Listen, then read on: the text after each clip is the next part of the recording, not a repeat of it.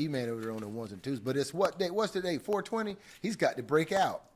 You got to go hold down the daggone grocery store.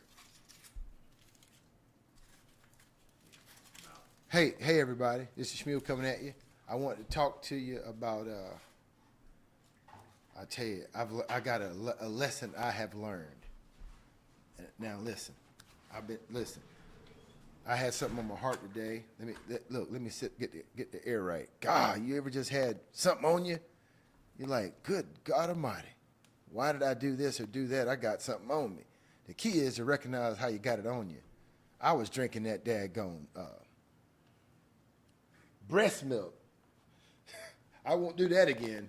Not that particular one. I can tell you that. Lord have mercy. Is that live? Can I take that off? Well, anyway, I got to get that sage burning as quick as possible. Emergency style. Sometimes you got to stop, regroup. Let's talk about something that's been on my heart, hard and heavy. Everybody does not deserve to hear your voice. Okay? Did you know that? Listen, let me tell you. Every person does not deserve to hear your voice. And I'm going to tell you, especially if you were some people, man, they just don't deserve to hear your voice. I got kids, man, and I've sent them off to colleges and stuff, and man, the professors, it's so bizarre. Let me tell you something. I was always told to do your very best. Give it all you got. But I'm going to tell you something now.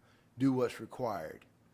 It's a new age. It's pretend you, look, I don't even want to tell you to pretend nothing like that, because a teacher should be there to make sure they teach and get through to you, not just get that paycheck. So I'm not even going to talk to you about a teacher. I'm going to tell you what you're going to need. You're going to need discernment wherever you go. Because what we speak out loud can shape your life. Now, whatever we say out loud, I know about me. This is just how I am. I'm not going to put that out there, but have you ever just been the type of person, if you say you're going to do something, that's going down no matter what? Words are seeds. Okay? Remember that. Your words are your seeds. And you got to be careful who hears those words, where you plant those words.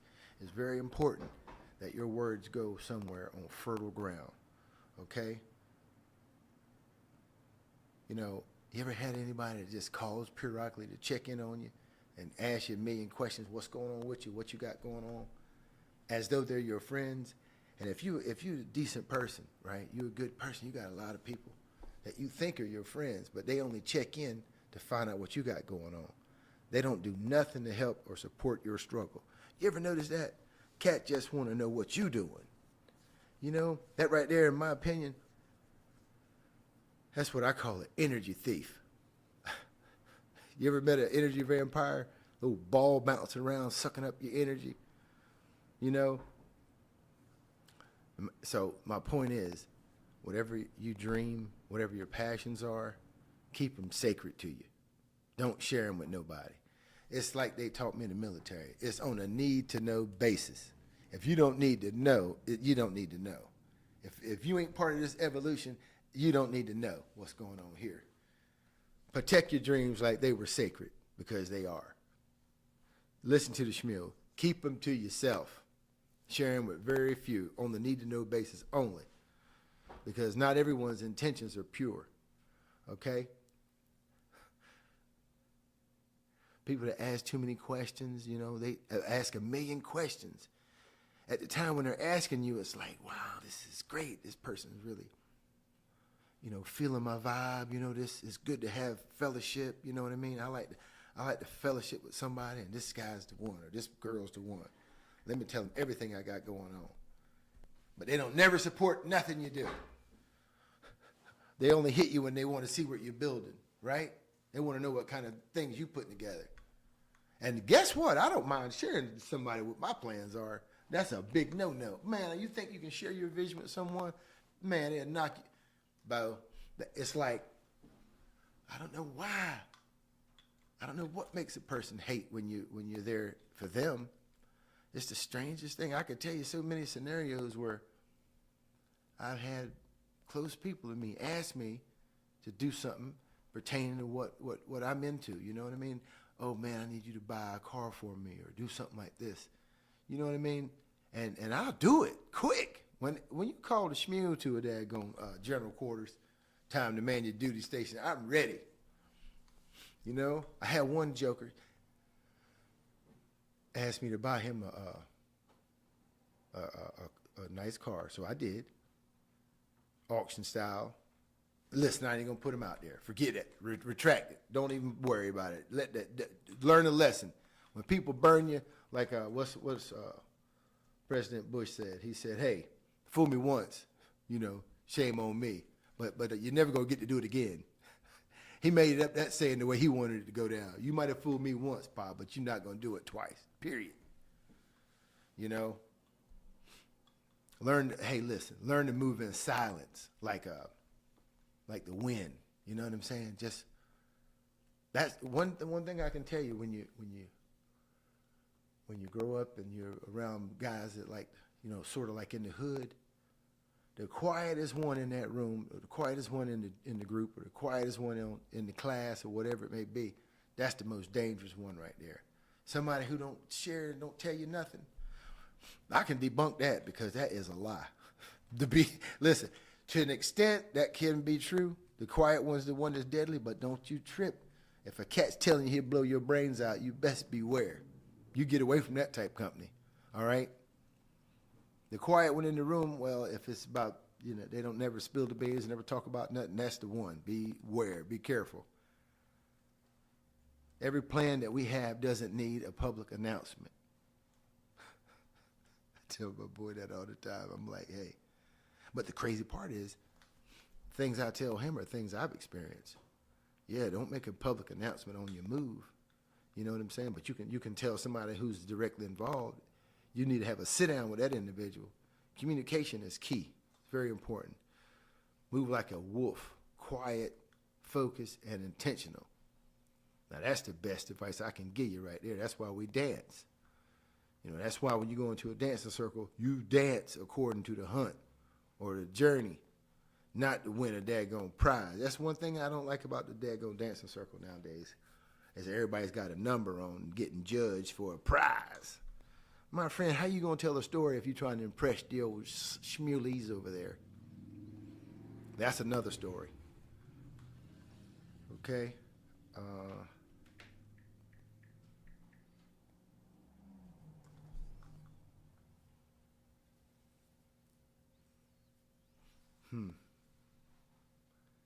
And anytime you're ever hunting, man, if you want to be successful, best thing. Does anyone know how to still hunt?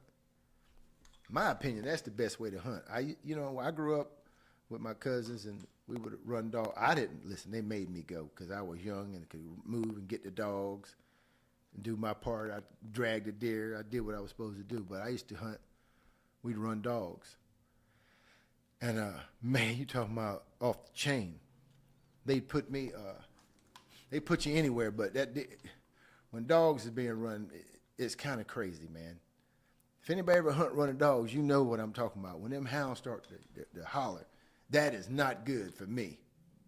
But when you are out there hunting more, you get excited. You're like, oh, Lord, you get your hand on the trigger, time work to be done. You know, it can be addictive. But running dogs, in my opinion, is not wise for hunting animals. But God, don't do it, boy. I know why you do it, Lord. Hey, listen, I don't know.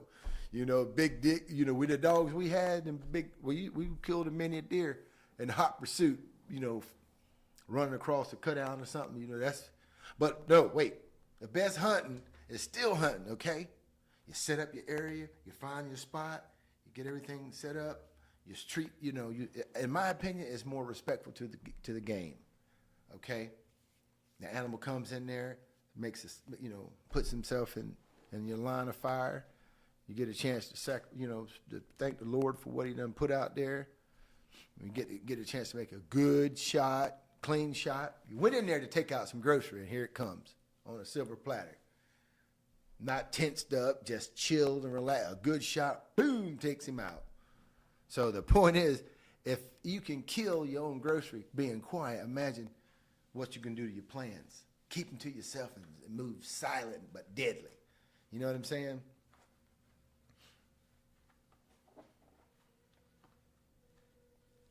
Trust your gut.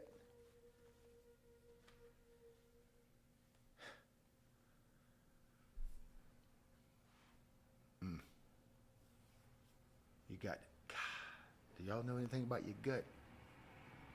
You young boys. Tell you what, it takes a long time for a man to trust his gut, because for some reason when we're with our peers, we want to prove our gut wrong. Your gut will tell you, don't jump that ditch. You and the boys is running wide open to clear it. You know, looking for wider ditches. That's your gut telling you, hey, Shmule, don't do that.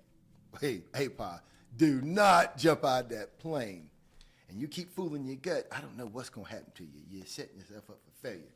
That's like crying wolf with your own body, your own spirit. That ain't good, but you do it. That's called adrenaline junkies. Some of them meet their maker, though. They jump out of planes in them squirrel suits. They out there getting it. You know, if I grew up with friends like that, I'd probably jump out of that lure myself. I would. Especially at a certain age, boy. I'd be right beside that mountain getting it, boy. Burning it up with the squirrel suit. But I don't run in them circles, so I've not been put in the extreme adrenaline situation, except I might have jumped off of some towers or parachute, in the military. But when I got out of there, fortunately for me, once you reach a certain age, that adrenaline turns into get it done mode. Especially if you got kids. You stop risking your life for the thrill. Motorcycles and stuff, you kind of like get off of them, because if you get hurt, you're gonna leave your family. So that adrenaline turns into more of a focus over time. But what I'm trying to say is, you got a gut response, and that's kind of like how your spirit lets you know what's going on. You ever said, oh man, I need to go back in there, I forgot something. You keep it pushing. You come back home, you burn up a pot, or you get to work, you left the keys to the office. That gut is crazy. But when you start listening, as a young man, when you start, I'm going back and get that. I don't know about taking a test if you need to double back, but different scenarios. You know what I mean? When you get grown like me, you're like, let me go back and handle that. Usually it's the wisest thing to do. Learn to listen to your gut. That's especially when it comes to people.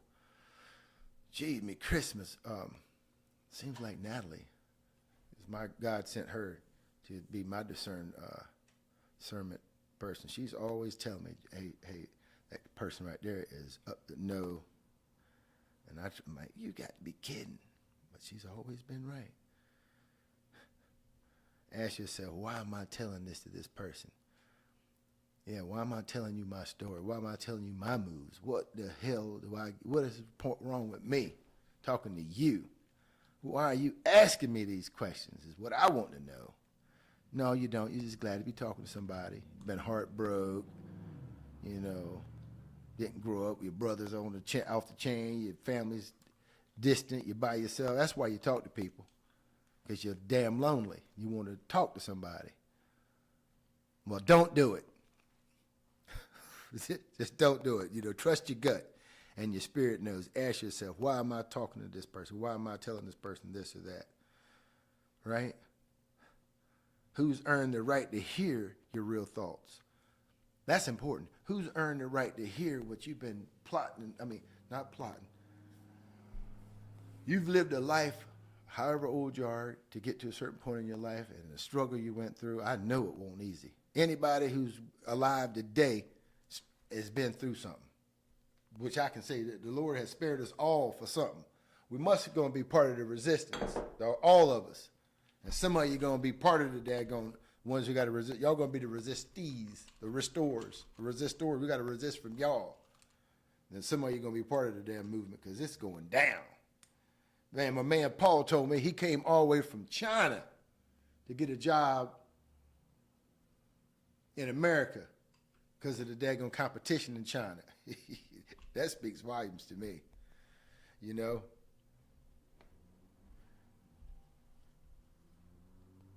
Hey, you know, pray for clarity. Ask God to tell you who's for you, who's against you.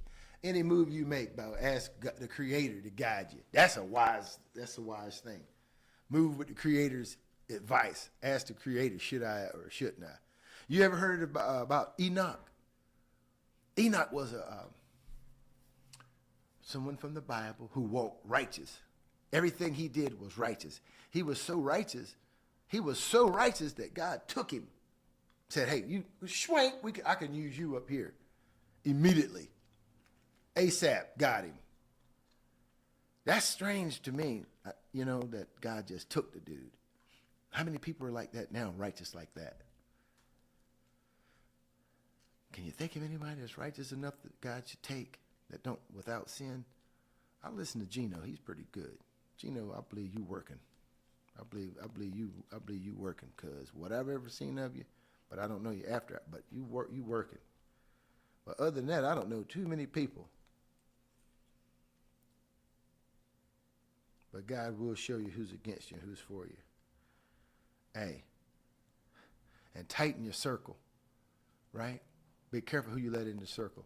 There's a movie with Robert De Niro where he was an ex-CIA agent. He was with his daughter and her fiance, and he told him, "Bo, you get in my circle. You get in this circle.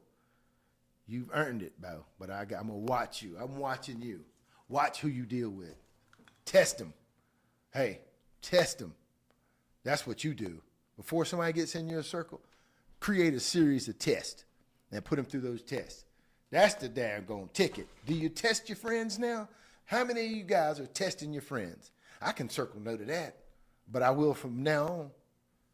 I'm testing you. I can't front. I have tested a few people, but it won't for the right reasons. Bet you that. It will be from now on for self-righteous reasons, self-preservation reasons. Okay? Now is the time to guard your soul. That's why I'm having this conversation with my subscribers. Okay? Silence is strength. Peace is power. Vision is sacred. Do you have a vision? I can tell you something, young men. You're probably like, what is this crazy dude talking about? Well, when's the last time you had a dream? Ask yourself that. If you're not dreaming every night, something's wrong. If you're not dreaming every night, something's wrong. And write down your dreams when you wake up. Write them down. And whoever's important to you in your life, sit down and talk to those dreams with that person. Why? Try it. Try dreaming every night. Now, if you can't dream, something's wrong. I'm going to tell you what you got to cut out. First and foremost is Mary Jane.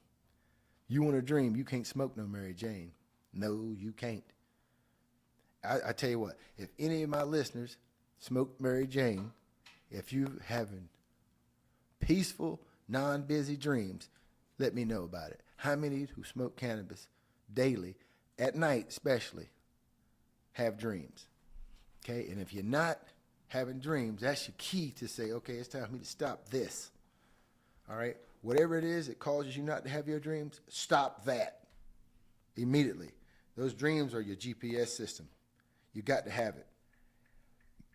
Now, if you ain't dreaming, fix that immediately.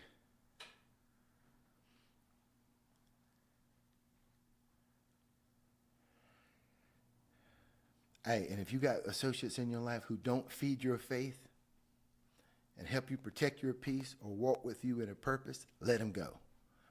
Listen to this. If they don't feed your faith, protect your peace, or walk with purpose in your life, let them go.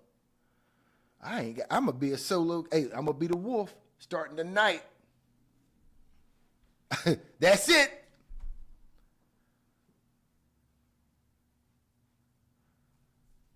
Be careful who you talk to. Not every ear is worth hearing your voice. They're not worthy. This is the Shmule reminding you to stay rooted, stay sharp, and keep building in silence, brothers. That's all I'm telling you today. All right? Like and subscribe. I'll talk to y'all later. Peace.